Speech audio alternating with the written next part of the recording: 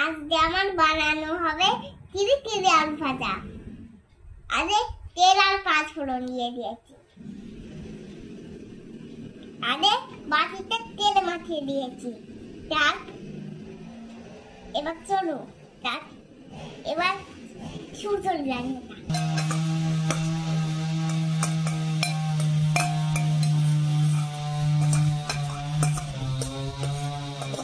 এবার একটু ধনে পাতা ছিটিয়ে দেব।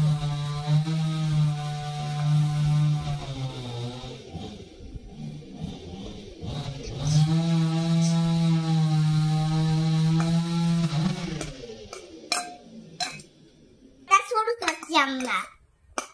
তারপর একটু নামিয়ে দেব। রান্নাটা কেমন হচ্ছে তোমরা সবাই বলবে। আর ঘরটা কেমন লাগলো কমেন্টে অবশ্যই জানাবেন।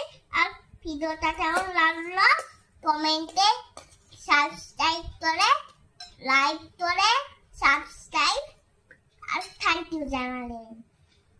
Thank you.